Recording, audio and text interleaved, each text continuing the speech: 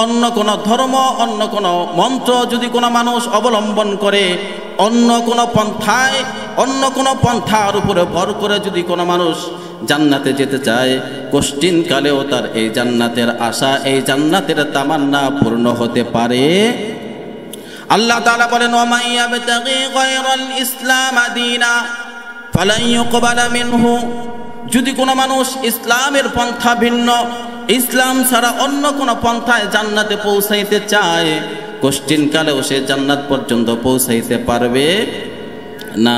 এই জন্য আল্লাহ পাক রব্বুল আলামিনের কাছে শ্রেষ্ঠ এবং মনোনীত ধর্মের নাম হচ্ছে ইসলাম। আল্লাহ তাআলা সেটাও বলেন, ইন্নাদ-দীনা ইনদাল্লাহিল ইসলাম।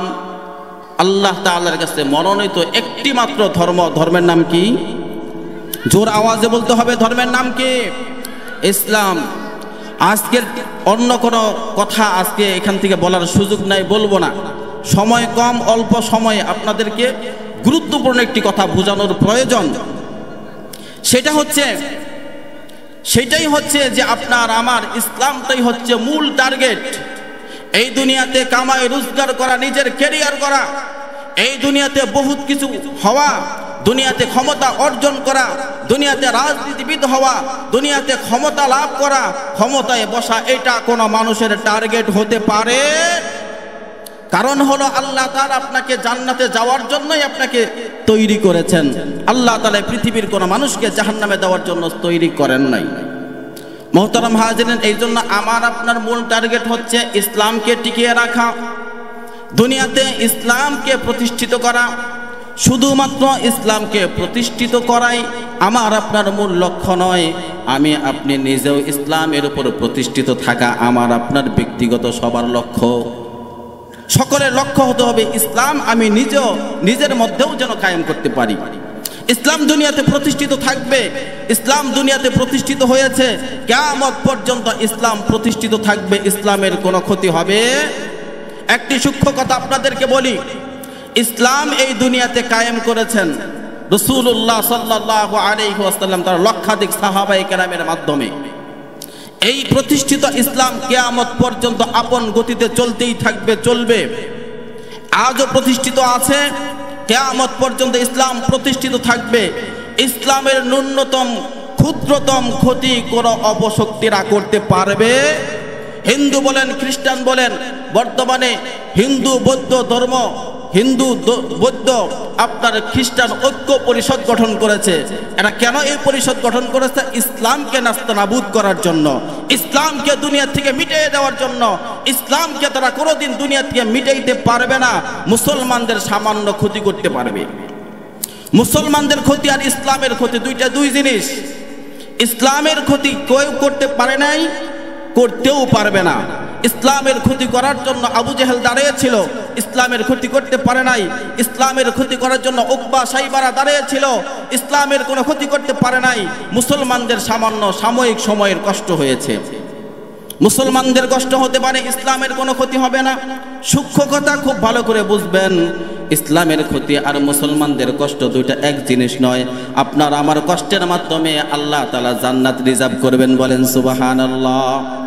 আল্লাহ তাআলা বলেন, আহাসিবান নাসু আন ইউতরাকু আন ইয়াকুলু আমান্না ওয়া হুম লা ইফতানুন।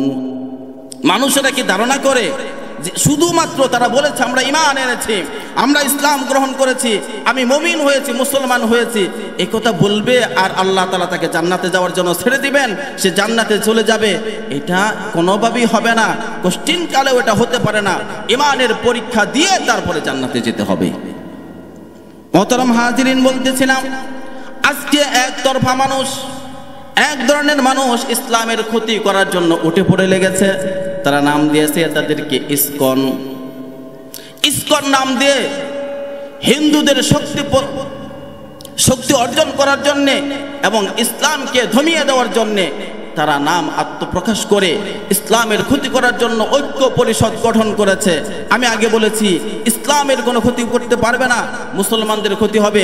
সাইফুল ইসলাম আলিফের মতো কয়েকজন বীর মুজাহিদ শহীদ হতে পারে, কিন্তু ইসলামের এক ন্যূনতম পরিমাণ, বিন্দু পরিমাণ ক্ষতি করতে তারা পারবে?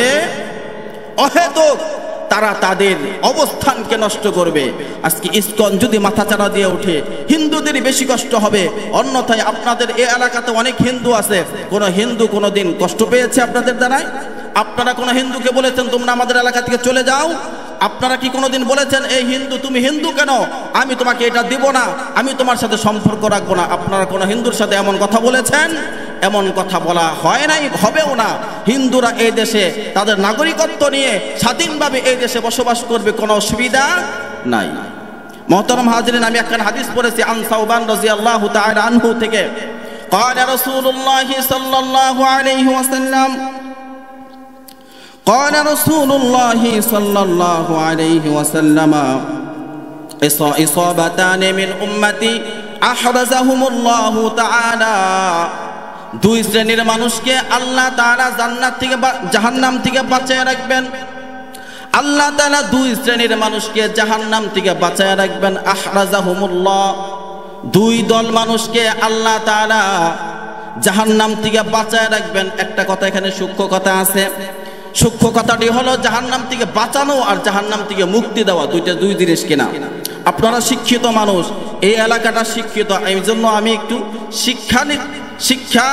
শিক্ষিত মানুষের বোঝার জন্য একটু শিক্ষণীয় বিষয়গুলো আলোচনা করতে চাই, কিতাব থেকে আলোচনা করতে চাই, আপনারা সহজে বুঝবেন। আমি জানি এলাকার মানুষ শিক্ষিত।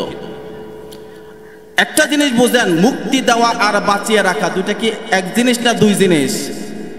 আল্লাহ তাআলা বলেন, রাসূলুল্লাহ সাল্লাল্লাহু আলাইহি ওয়াসাল্লাম বলেন, ইসাবাতানে আহরাজাহুমুল্লাহ, আল্লাহ তাআলা দুই দল মানুষকে, দুই শ্রেণীর মানুষকে জাহান্নাম থেকে বাঁচিয়ে রাখবেন।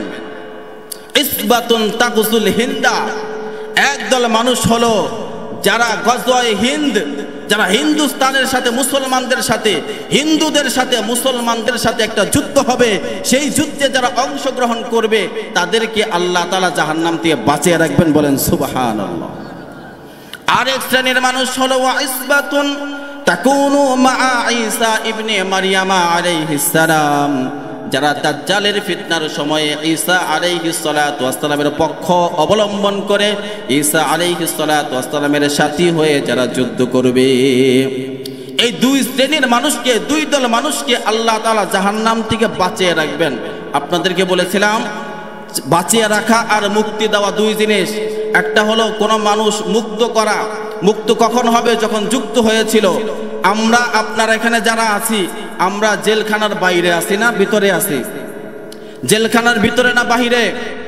জোরে বলেন, জেলখানার ভিতরে না বাহিরে?